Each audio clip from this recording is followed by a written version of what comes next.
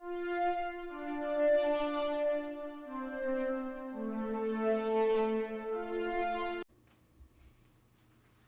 are happy to announce that this episode of the SWW Show is partially brought to you by Humble Bundle.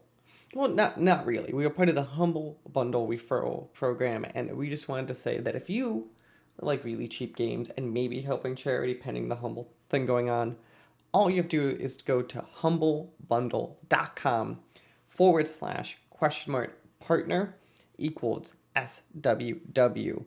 That's right, humblebundle.com/partner equals SWW. And you just do your normal stuff, and it just kind of helps us get a couple bucks here and there. Maybe it helps AJ get his lights, maybe it's Mike camera, maybe we actually pay Corey for helping us out. But again, if you're going to go buy games anyway, it might be worth checking out. Hello everyone, welcome to episode number 68 of the SWW Show. Next one's going to be a fun one. Ooh, could we dress up for it?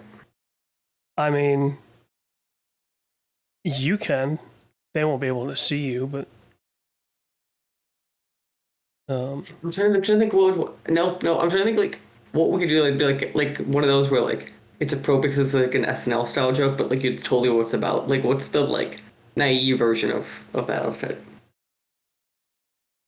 Well, I think the naive version of that is we do it as a video, but we flip one of our videos 180 degrees.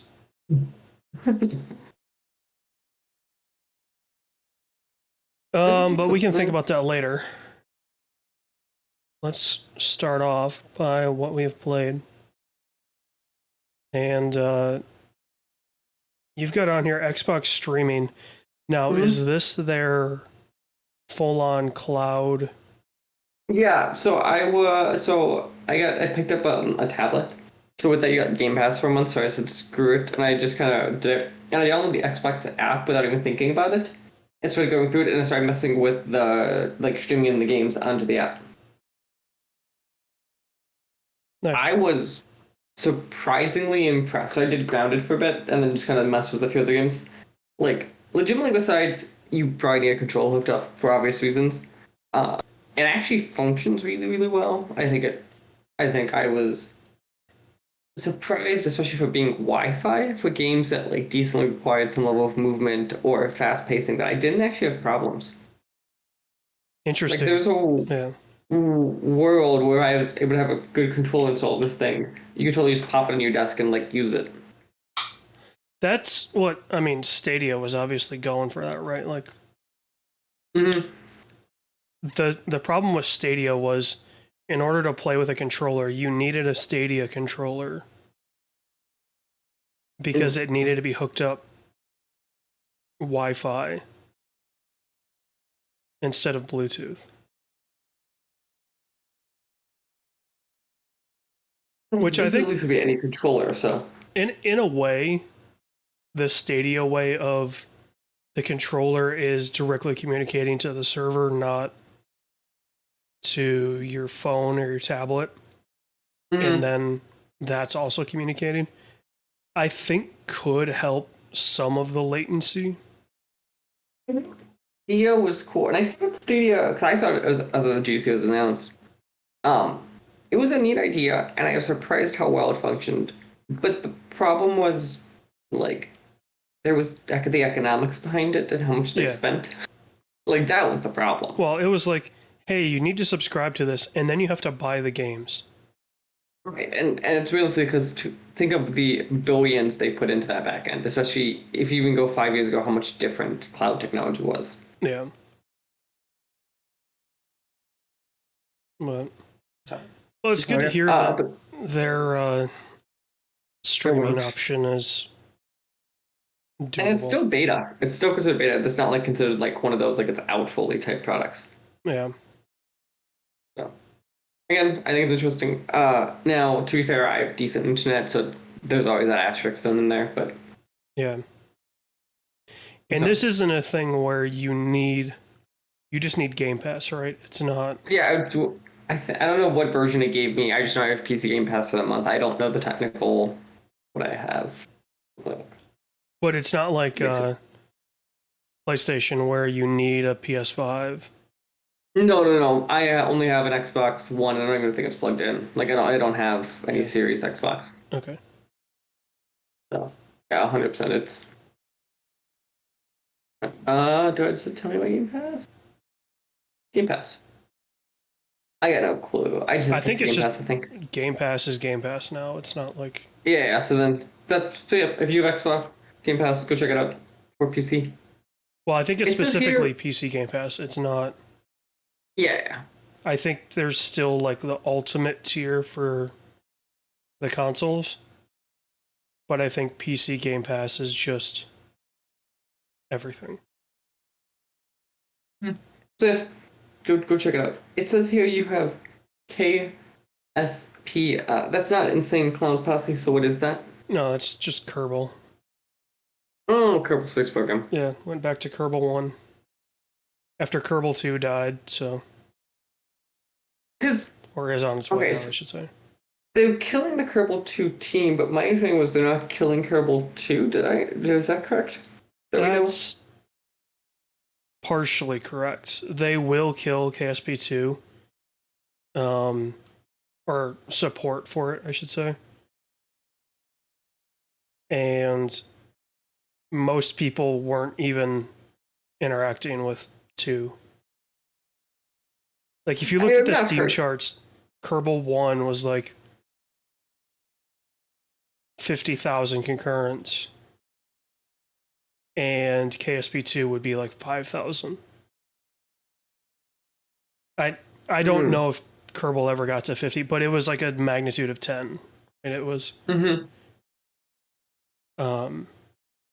know, and with all the mods that you can put on Kerbal 1, and some of those mods were integrated into Kerbal 2.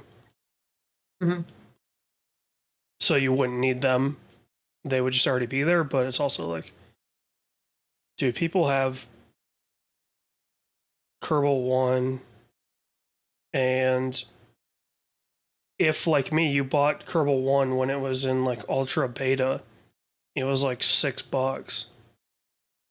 I was like, is Kerbal 1... Okay, so Kerbal 2 is going by private division. Look at this, Kerbal Space Program. Kerbal 1 is technically published by Private Division. Okay. I don't remember, like, was it crowdfunding? What was going on? Originally, it was just the Kerbal team. Right, that's what it was. They were just like a team, and then Private Division bought them. So they just bought the IP. Yeah, okay. This is making more sense. Now I remember the difference here, because I was like, why are they a different team? Just forgot that little detail. Well, that whole shit show was a shit show. Because Take-Two bought the studio, and therefore bought the IP to Kerbal, started up a new team for Kerbal 2, and then closed the original Kerbal studio. So that was just a disaster. And it's like Kerbal, the original Kerbal team, and I think also the Kerbal 2 team, are in Mexico. I don't know if they're in Mexico City or I know they're in Mexico. And it's like Take-Two single-handedly killed the biggest game that came out of Mexico, potentially ever. And it's only through the community support that Kerbal sticks around. So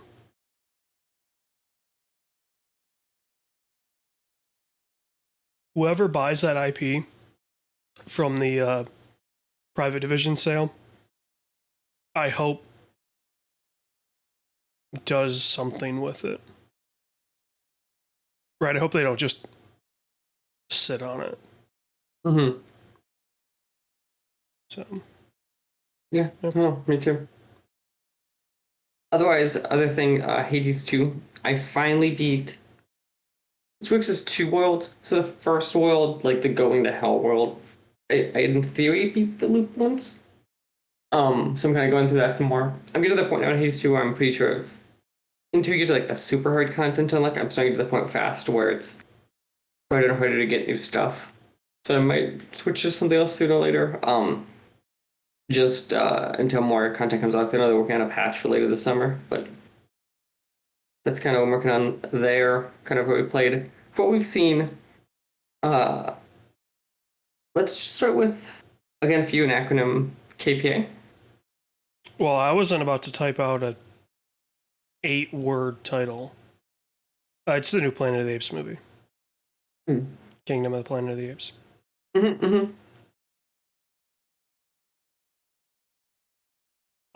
did you think of it? I am awestruck whenever I watch those movies with just how good they look. Right, the CG is insane. And it makes you question why Marvel movies look so shit. I mean, I know why, but you know, it's like, guys, those movies have $100 million bigger budget and look nowhere near as good as these. I will say the whole human storyline was not my favorite. Yeah, I kind of had the same thought on that one. It didn't feel quite right. It like the inverse was like a cool like commentary feature, but I just don't think it was fleshed out well.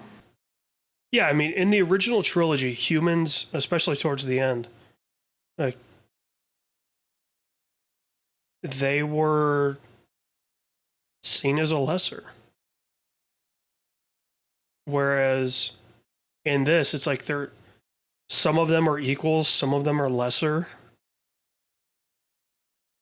And you're just like, okay, I don't really see where they're going with having intelligent humans. Mm-hmm. Right, because nothing in the previous trilogy set up for human intelligence to come back. It ended with being like the disease is spreading of the evolution. But in theory, there's an argument of like immunity, but yeah, you'd almost wish they showed someone who was immune. Or like hell, if they figured out a vaccine, right? Like show something other than, oh, there's this one intelligent human that we can talk to,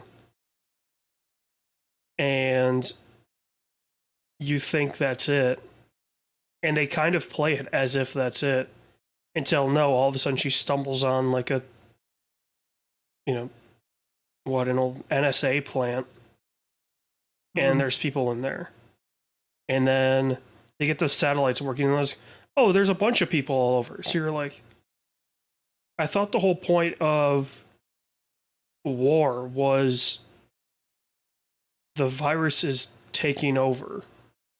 Right? Either the humans are going to kill themselves or they're going to become mutes. Right? There's no third option of humanity survives. And then suddenly this movie's like, you know, generations later, which granted they don't say how long, but it's safe to assume it's 40 or 50 years. Yeah, it seemed like a generation-ish from a human point of view. And it's like, oh yeah, there were groups of intelligent humans that stuck around and you're never sure why. Right? You're not sure why they exist in the first place. That's never covered.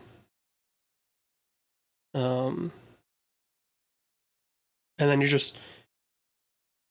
it's never explained why. It's never explained. So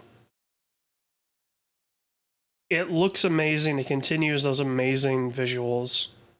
Oh, that's true. I don't think I care. I'll Yeah, see the that's kind next of one, right. right? Like, if the next one is a continuation of this series and not some reboot, I'll definitely see it. Because at the very least, I know it's going to look amazing. But I'm not going to be like, oh man, I need to go see this opening night. So, Give me 1 second. I hear someone at the door. boy, Mike's getting raided by the suburban Chicago police. But, yeah, I mean, look, the whole thing behind the Planet of the Apes movies was just like I say, humanity was ending. There was no um, no positive outlook for what humanity had going for it. It wasn't like this, you know, oh, they're working on a vaccine, or, oh, there's people that are immune, whereas, like, I think of a property like Last of Us, where it's like people, there's a version of immunity, right? We see that in Ellie being immune after being bit. But then it's one of those where it's like, at least with that, there's hope for humanity, I guess is the best way to put it with Last of Us. Whereas with the Planet of the Apes movies, at least, especially with war, there is no hope. So to then have supposedly generations later, oh, there's still the intelligent humans. And To clarify though, the one thing I do really like about this film is the I think we talked about last time, the like how Caesar became this weird religious figure that got changed. I do like that, where it's like it showcases how Or Caesar. Like that to me was it that's showcases fun. how, right, like that happens in humanity, where we have different religions or different sects of religions, right? Where it's like certain ones are more radical than others, even though they, are Well, the same thing. the same person. Right? I mean, it's the classic example of like Catholicism and Protestantism, right? Like, it's the same person and the same teachings, just interpreted differently. So I did like that. That was a really cool kind of like, it felt very much like that kind of traditional Catholic, right? Where it's like, he said this and he means this. And then meanwhile, you have the radical, like, Baptist, Southern Baptist, where it's like, hell or high water, world's gonna end, Bible thumping people. And it's their way or the highway. And the highway is a bullet to your head, right? So, I did like that. That was a really cool aspect of showcasing theoretically religion would happen no matter what. Right. So it doesn't matter what species becomes intelligent.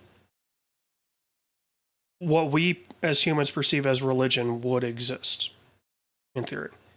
So for them to show that, I think, was a really cool aspect that I hadn't even thought about until you had mentioned it. I was like, oh, they could go down that route. Yeah, they absolutely could. But yeah. Perfect. Nice. I watched the have you seen the Before trilogy of films? Which ones? So it's before sunrise, sunset, before midnight with Ethan Hawke. It's the Richard Linklater trilogy. No. I've heard of them. I haven't seen it. So it's really cool. So what it is, it's like I think it's like 94, 05, and like 2014 or something like that. But it's like he made them like every 10 years with the same actors, Ethan Hawke and Oh, really fun. yes. This is the movie where it follows a kid, right? You're thinking of you're thinking of Boyhood. Of Ethan Hawke's movie. Yes. Right. This is Julie Delpy and Ethan Hawke, and each of them is like a day, but it's like a decade apart of each film. So it's 90% of the film is just them talking, and it's like takes place in like a 24-hour period for each of them. So there's really cool like touch points in their life throughout the decades. So it's one of those I would suggest people check out. It's really cool. It starts with him kind of just going and visiting as like a young like 22-year-old kind of, and then kind of he falls back. He sees her again a decade later, and then kind of what looks like their decade together after that. Like it's kind of very fun ups and downs of life and kind of how it changes and that. So I recommend also. Man, that was like a very shot in the dark kind of hope and a prayer with choosing those actors. Mm-hmm. Of like, all right, I need these actors to be not public assholes for 30 years, 20 years. I feel like when you make the first one, you don't know you're gonna make a second one, but that's fair. By the time it's kind of a lockout. I mean, Linklater definitely went into the first one with the idea of making a trilogy. That's just the way. Yeah, but whether he thought it was feasible or not is one thing. So he definitely went in casting as if, all right, these are going to be my actors for the trilogy. So yeah, to luck into them not being horrendous pieces of shit is pretty impressive.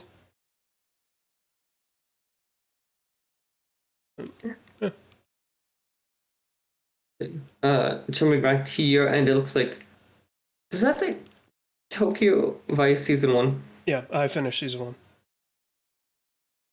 I think last episode I'd started the first one. I think I remember like you mentioning it for like a second. Yeah. I've finished the first season.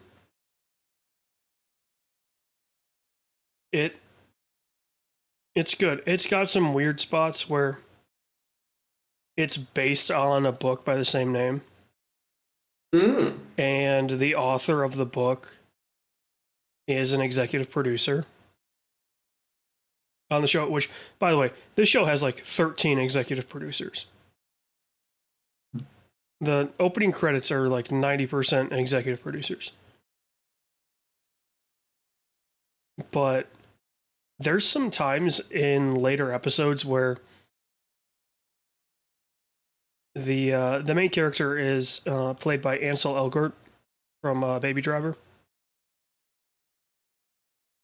Mm-hmm. He is like his character is like straight up portrayed as this like kind of douchey dude towards the end of the first season,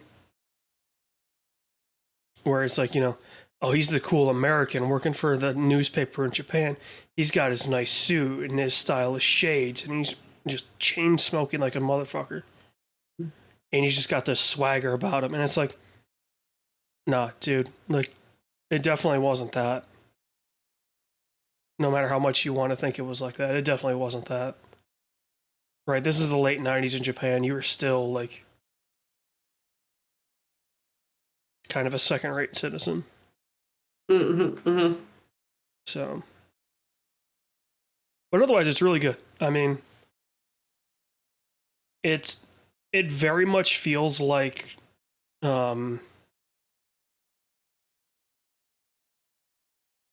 some of the Yakuza storylines. Mm-hmm. Which makes sense, right? Like, it follows the Yakuza. But you get kind of, you know, Kiryu vibes from a couple characters, and it feels a lot like the RGG games, just all of them. Because you've got Yakuza, you've got Judgment, which was a detective-based game set in the Yakuza universe. So it's kind of got this cool vibe of like, you know, the American feeling his way around being a member of society in late 90s Tokyo. While also like, this is post peak of the Yakuza. Mm-hmm. Right? Because I think the show starts in 97. So, I mean, it's 5-6 years from the peak of their powers. You know, it's right after the economy started to crash in Japan. Which that's never really touched on. Yeah, I was about to say. Because that seems like a big thing that would have. It's always interesting because like, but also you say that, but like, Japanese media, I feel like tries to ignore that too. But that's the thing, right? Like, this show was made by an American crew, or, you know, a Western crew, I should say,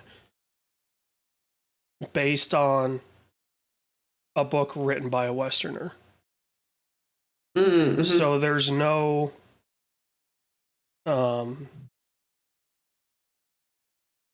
like Eastern bias in terms of not wanting to show the economic downturn.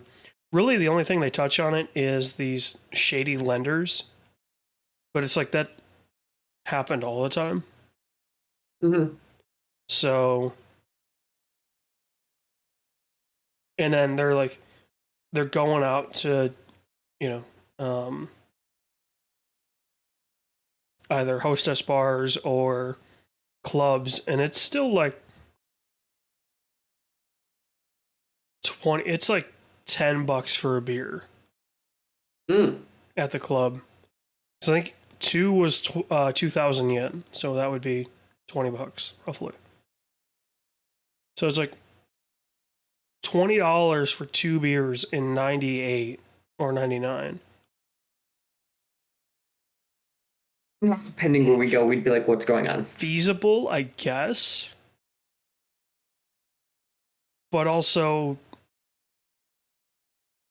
nobody in Japan had a ton of money. Mm-hmm. So, or they didn't have money like that, right? They didn't have just blow 100,000 yen whenever they want money. Mm-hmm. So, I'm looking forward to starting season 2. It's 10 episodes instead of 8, so it'll take me another day or so to finish it. But nice.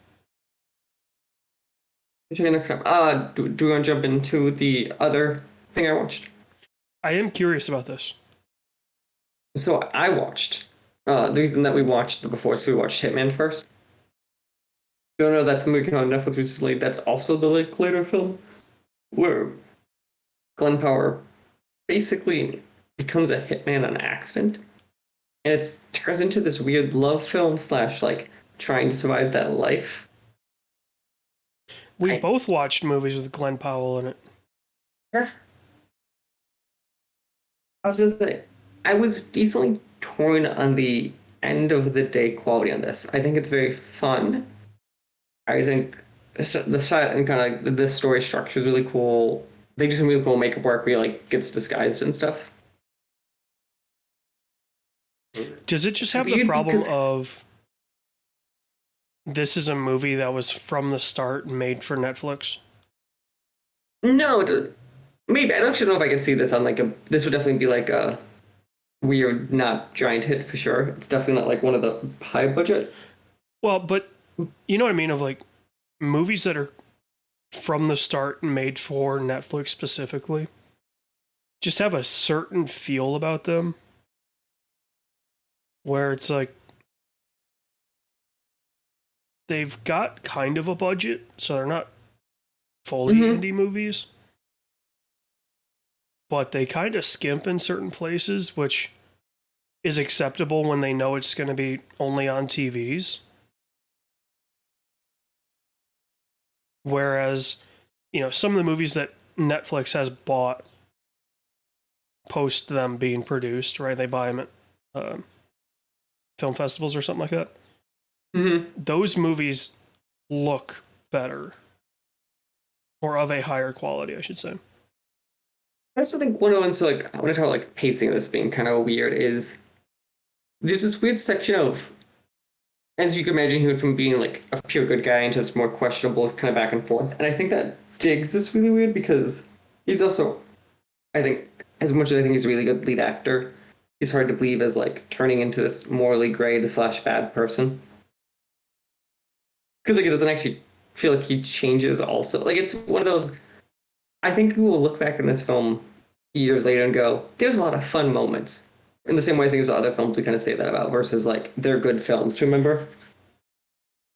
Yeah. Yeah, I mean, even Glenn Powell in Top Gun Maverick, like, he played that dick, but he was also just basically playing Iceman from the first one. Mm-hmm. And the movie ended the exact same way, more or less, where, he's suddenly the good guy, and he respects, in this case, Rooster and Mav, but I will say, seeing Glenn Powell as a baddie in Ride Along 2 was hilarious. Because it's just like, that dude just doesn't, he's not a baddie. Right? Like, certain actors are just made for being bad guys. And that's fine, right? Like, they're believable baddies. Glenn Powell, to me, is not a believable baddie. Right? Adrian Brody, believable baddie. Mm-hmm. Very believable baddie.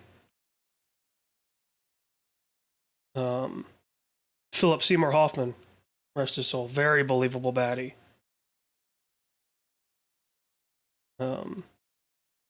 But yeah, I just don't see him as. Now, granted, he could obviously go out and make a movie where he's the bad guy and nail it, and then I could see him. I think that's a certain type of role. Yeah, I could see him acing one of those roles because he's a good actor. And then I would be able to at least look at him as a believable baddie. So,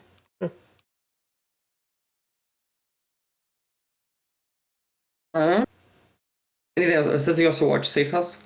yeah. With Denzel, another believable baddie, Denzel Washington. Yeah, wait, yes, 100%. And this is one of those Ryan Reynolds pre him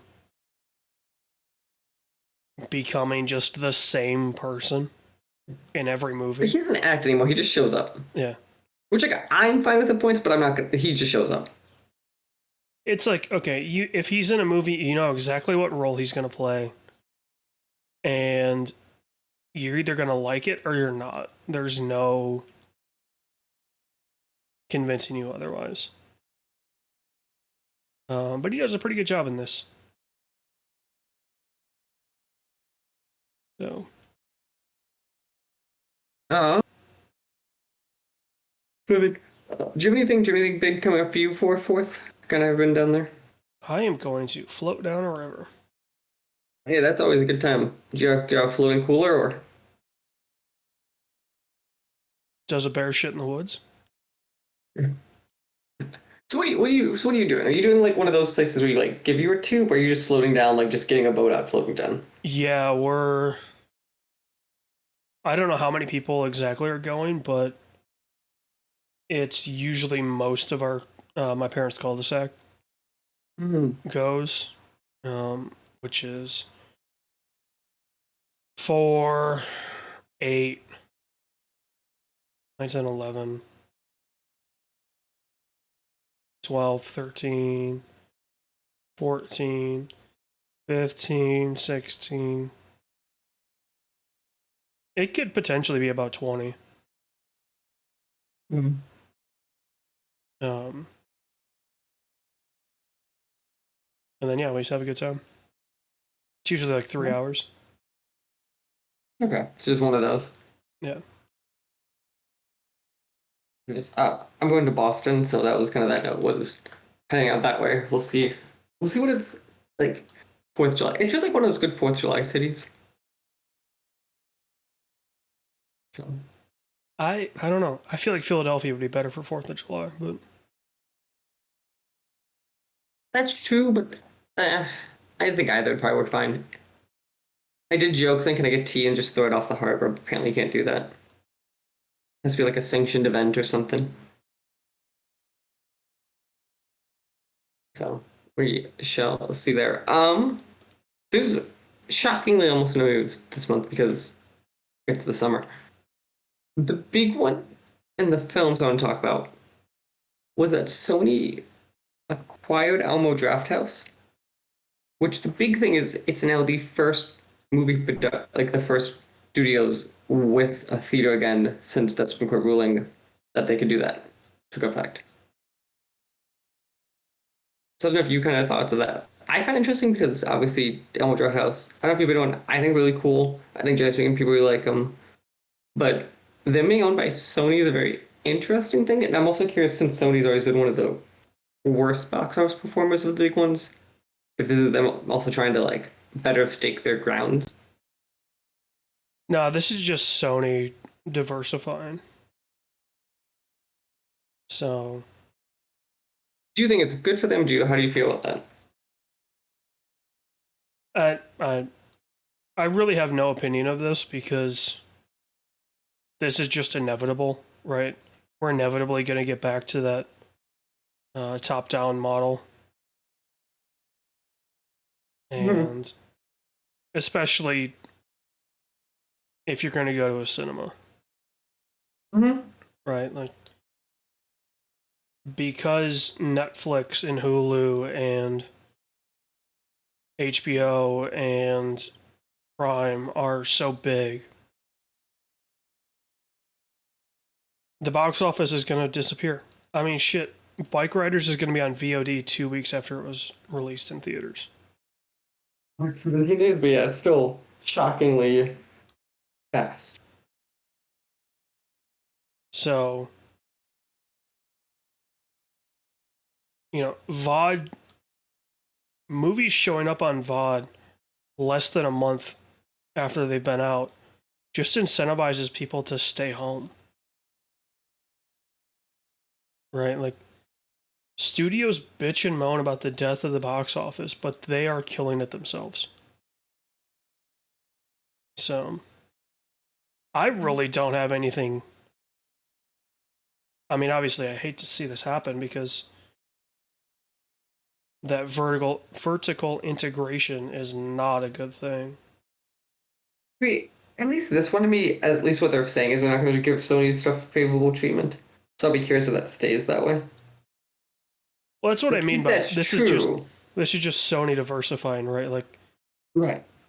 Sony's not doing this to try to make Like the big Sony used to bucks. houses, Yeah. right? They're doing this. This is Sony Incorporated. This isn't Sony Pictures doing this deal. It's Sony Corp doing it as a just portfolio diversification. His concern, like also it being a low draft house, I think is broadly speaking, like not as bad. The concern is obviously if you get stuff like AMC or any of the big ones where we start getting like different problems and more concerns, I think are going to start appearing. Yeah, AMC is going to be the weird one, right? Like, of yeah. I don't know, right? With I'm just AMC, curious how it's going to look. It's like, okay, that chain has been on death's door for 5 years. Yeah. Even pre-COVID, AMC was struggling. Mhm. So,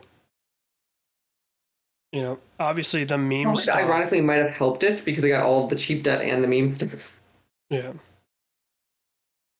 Obviously the meme stock stuff helped pump some money into them, but it's like, these meme stock guys are just doing pump and dumps. Mm-hmm. Right? They're not investing. No, legal in these pump and companies. dumps. That's all it is. Yeah. Because it's individuals. It's not like actually. It's not legally a coordinated effort. It's just telling people, "Here's what I'm doing," basically. Yeah. And everyone else is just going, "Here's what I'm doing." Yeah. So, yeah, we shall see, and we'll see kind of if the box office survives. Jumping to God, I think sometimes sucks. Jumping some game stuff. We have some showcases happened. I'm gonna jump through the Xbox one first, kind of see the highlights. Obviously, we knew it was coming. Black Ops 6 though comes end of October. I think it looks really cool. I think generally speaking, that was consensus. It seems like that Call of Duty kind of seems more in the way people like it. Did this kind of get you all interested in playing it? It'll be on Game Pass, anything like that. I will watch somebody play through the campaign and then decide if I want to play it or not. Fair. Next we have Doom, The Dark Ages. I think this looks amazing. I'm assuming you agree. Dear God, don't have the platforming. Okay. If they minus the platforming, and I think there are points where the last Doom game got too obtusely hard. But I think otherwise, if you just go, here's more Doom, I think as a whole, that's still a very good thing. Yeah. So, comes out in 25, that one. State of Decay 3, talked about, I don't know, any of this big stuff. Dragon Age of the Veilguard, they showed more stuff up. I don't know. It's Dragon Age, I never was a big fan. We got expansions coming. I'm trying to think anything here stands out. We have Metal Gear Solid Delta Snake Eater stuff. Is that a game you're gonna play when it comes out, you feel? Kind of after seeing this or other stuff you've seen about it? I'm gonna play it just because it's Metal Gear Solid 3. It's in my mind, the biggest swing that franchise took.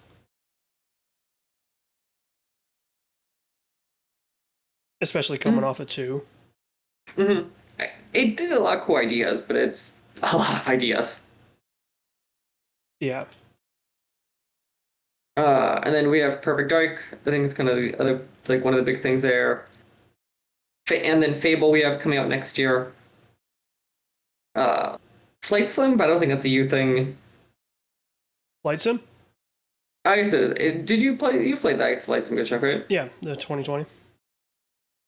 So I didn't realize that they were making more. I just thought that became a platform. Gonna be honest with you, until they announced this. I think this is just refreshing that platform. Okay. And it being on Game Pass doesn't functionally matter, I guess, if it's platform and not, because how they do stuff now.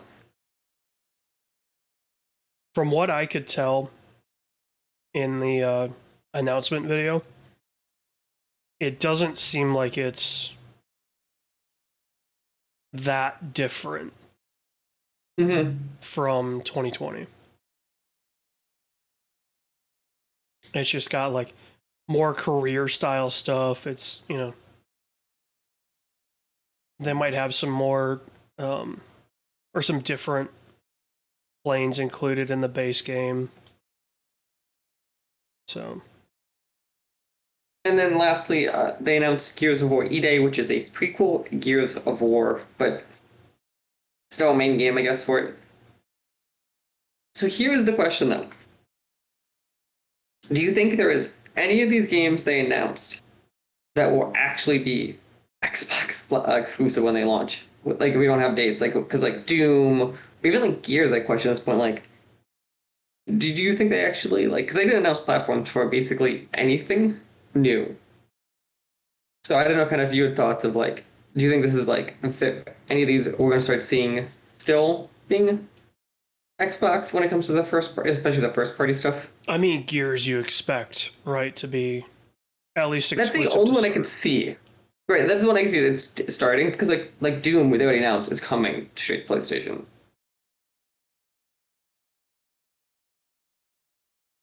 Yeah, So I think Gears is the only one. mhm. Obviously, Perfect Dark will at least start as an Xbox exclusive. That was announced so far, but I bet you that's one you could see relatively fast. I mean, Would be that's my something guess. they've been boasting about for years. Mm-hmm. So I don't see why it wouldn't at least start as an exclusive. Mm-hmm. Now, I don't think Perfect Dark will stay exclusive, don't get me wrong. Yeah, the IP holds enough for long term for it to be worth. Well, Gears, you can at least make the argument of like a brand argument. Yeah. So we shall see. We'll jump to the other showcase of last month, which is the Summer Games Fest, or what do you call it? What do you call Jeff Keighley's Summer Not Award Ceremony? The big thing No, I think it's is the first the key threes. key threes. So the big thing of the key threes, which I think might be the first thing they announced here, is the Lego Horizon game from Studio Gobo, which it's a retelling of the first one, but as a Lego game, which I think is a pretty cool idea, and at least it's an interesting way for Sony to expand the IP. But at the same time, I don't know. I guess I don't understand their obsession with Horizon the way they have made it an obsession, especially when I think you have stuff like you mess with superheroes and stuff like you have stuff that I think is more made for Legos, which is interesting to me too.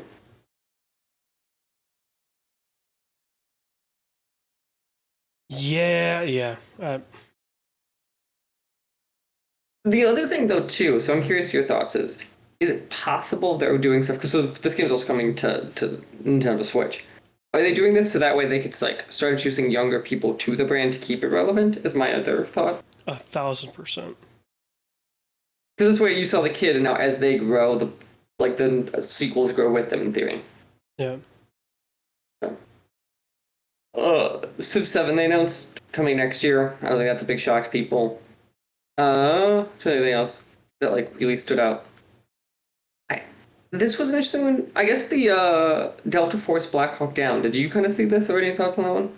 Dude, the Delta Force games are fucking amazing. Okay. They're like late 90s, early 2000s PC shooters. Oh, they're so good. I'm glad they're bringing the brand back.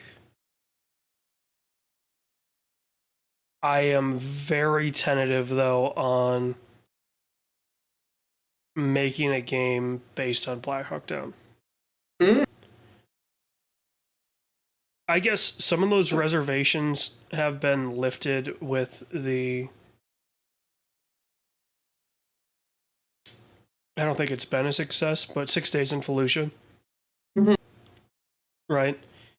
Where something addressing like true modern warfare, not the Call of Duty bullshit. Mm-hmm.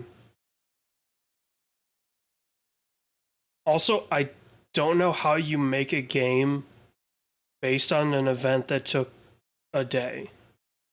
Yeah, that's the other part too. Is because especially like it's an online shooter, like it starts getting this weird. Now, don't get me wrong. If that's like a mode, is Black Hawk Down mode, and one team is American, and the other team are the pirates. If you could change so that the helicopter doesn't go down, like if the American squad was so good that they could complete their mission without the helicopter going down, that would be really interesting. Mm-hmm. But if it's just a map based on a helicopter in an intersection, that's no different than how many Call of Duty maps, right? Like, Mm-hmm. um, Yeah, we'll be interested kind of how do they play with the event to make that make sense narratively versus just being like it's a background. yeah, I want to look more into these because if it's the original Delta Force team, I am very happy. Mm-hmm. So Yeah. And then the rest was a bunch of like indie games. I think a bunch of them look cool, but everyone should go check it out. I always do the Warrior 64 thread, but a bunch of indie games that kind of are cool to check out. It's interesting to me because Skate was another one that was there. It is obviously isn't indexed to EA, but I find interesting how Skate's kind of just existing in this background, taking a comical amount of time, and EA just every year or two just goes, yes, it's real, have a good day. I mean,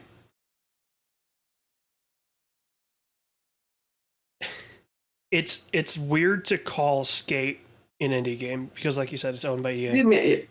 Yeah, but I which is weird. I meant more on top than anyone's there, Skate there. But yeah, Skate to me is weird though because like, what is going on at EA that they're just kind of Skate is an indie game though. Like it is just a team of skaters. it's actual studio. I forget about that. Skaters and Tim Robinson. Right? Like these are just people that want to make games about something they love to do. Mm-hmm. It just so happens that they get the funding from EA. Which I will say will allow them to go out and, you know, have those conversations with Baker, with Death Wish, with Enjoy, with Chalk, like all of these skate companies, right? With Nike, with Under Armour, with, you know, Adidas. Mm-hmm. So you'll have that stuff in the game, most likely.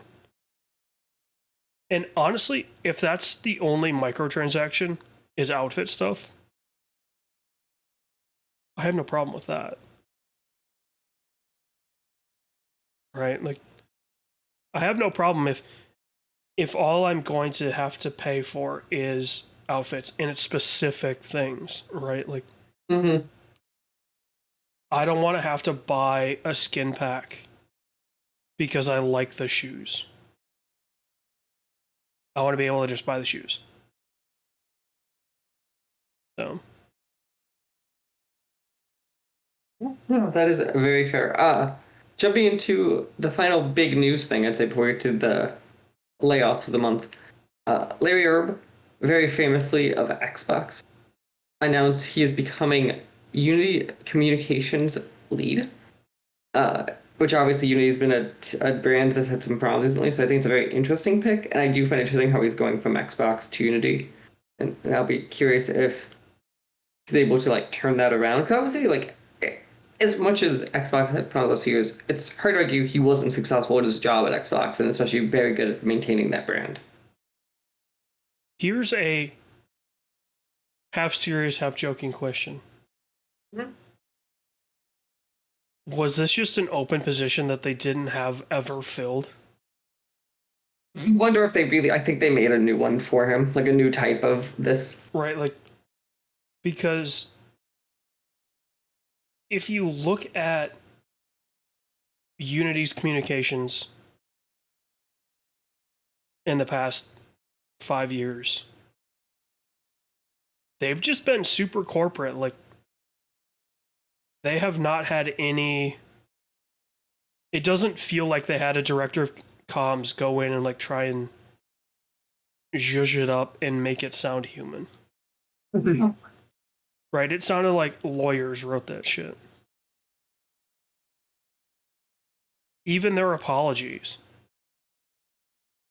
It sounded like, you know, it was a lawyer speaking. So I mean, good for him. We'll see. I'm sure he's good for him. getting an absolute bag to do that. That is one of those brands that you know had to like either you want to challenge or they're begging and pleading in the background. Yeah. Like I mean, if I were Larry, I would be like, hey, look, I really just want to retire to. I think he's probably still based in California. Yeah. Like he just wants to retire to Northern California or the Bay Area, wherever he was at. But I'll come work for you at like 5 times his rate. Mm-hmm. Right? He probably threw out I mean, if I were him, I would have thrown I'm out so- just an exorbitant number. Yeah, he's probably like, I want like $1 million over like 2 years, because there's like stock picture. But the whole point is, I mean, I wouldn't be surprised if he was making over $1 million a year from Microsoft. that include a lot of stock. I don't think he's making that in cash. I mean, he was there long enough that towards the end he probably could have been making that in cash.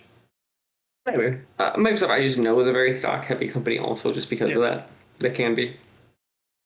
So, yeah. We at least got some good news when getting a job. I only found 2 major layoffs. There were some minor ones kind of thrown in there that kind of floated around, but the 2 big ones was the closures of those Galvanic games and League of Geeks, which League of Geeks is the one that is more surprised me, because I feel like they had those layoffs a few months ago. But before that, like, they definitely felt like the indie studio that at least had the persona of everything was relatively okay.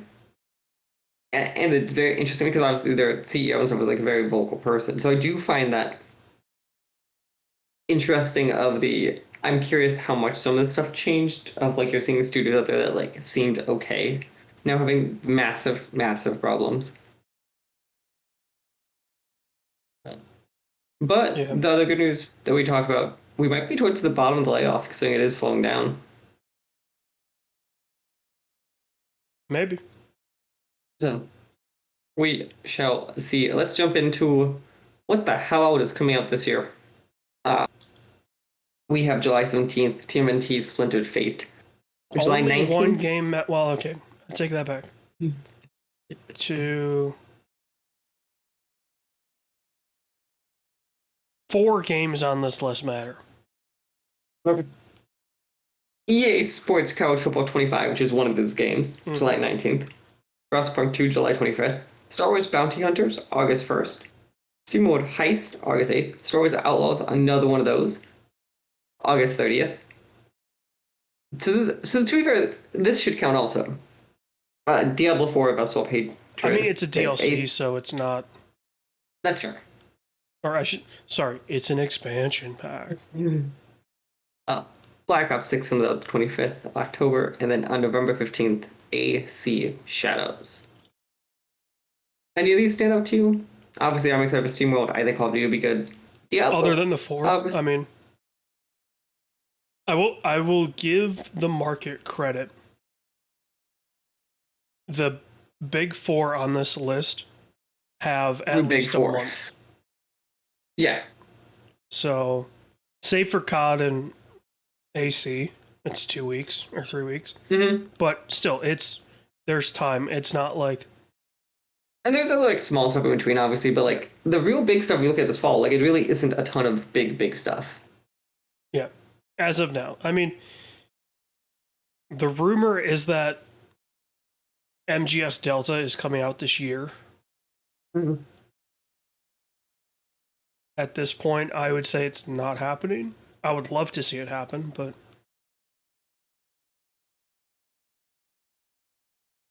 I just don't see that happen. Save for, I don't know when Sony is doing their next thing. Mm-hmm. That could potentially be where you see. Because there's still this PS5 Pro is happening this fall at some point, so like that will all kind of come together. And then I wouldn't be shocked if they announce 1 or 2 things with it, or at least a date with it or something. Yeah. So, yeah. To wrap everything up, and nice little bow, we gotta pick our film for the month. I picked up 3. I think decent month. Actually, we have Fly Me to the Moon, Twisters, with Deadpool and Wolverine. Do any of these stand out to you? 2 of the 3 do. Tell me. Well, okay, my pick is Twisters. Mm-hmm. Just because 30 years will have gone by, roughly, between them. And dear God, I can't wait to see the CG. Mm-hmm. Right, it'll actually look good. I watched Twister not too terribly long ago. Mm-hmm. The CG in that is rough. I can imagine. It's really rough. So I'm gonna treat my parents to seeing that in Dolby. Ooh. Whenever we get a chance to see it. So that's my choice.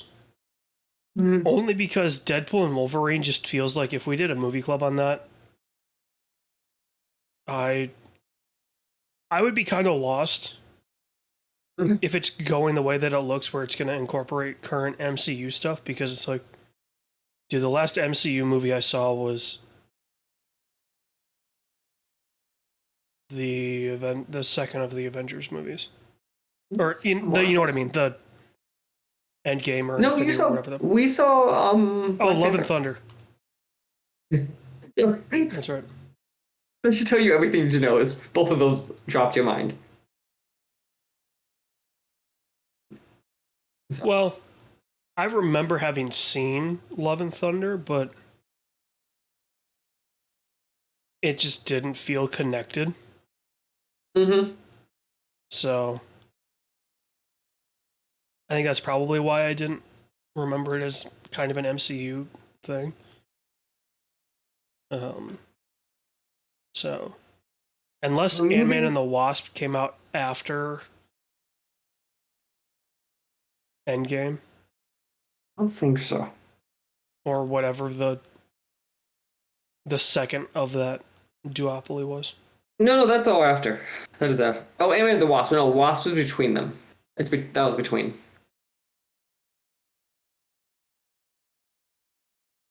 So yeah. I mean, I haven't seen any of the shows. I haven't seen any of the movies. I should just like make you sit down one day and just start watching them. Nope.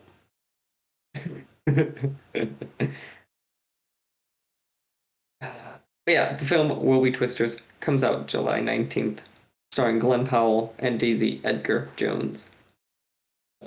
And Dorothy 5 or 6. Oh yeah?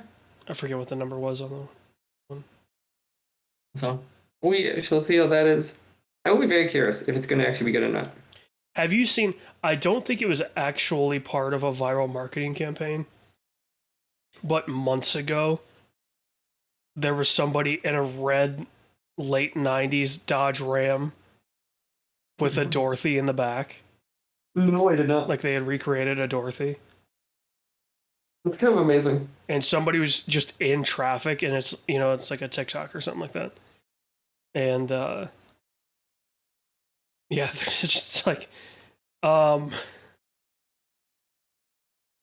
think this is the truck from Twister. And as it drives by them, you can see the Dorothy in the back. And I'm like, thinking to myself, I wonder if that Dorothy actually has like the Pepsi can fins on the balls or not. Because that movie, I was surprised when I watched the first Twister. Other than the Pepsi can specifically, there's really not much branding. Which makes sense, right? Like, it was still the 90s. But you know this one's going to have...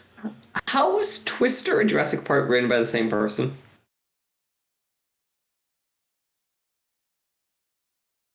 Well, there's this wonderful thing called a writer's rooms. And the senior writer gets their name put on it. That senior writer doesn't have to do jack shit. Well, but like, you know, like, it's just so interesting because like I think they're so different in films. They really aren't, though. Right? Like, really think about the first Jurassic Park and Twister. They're really not that different.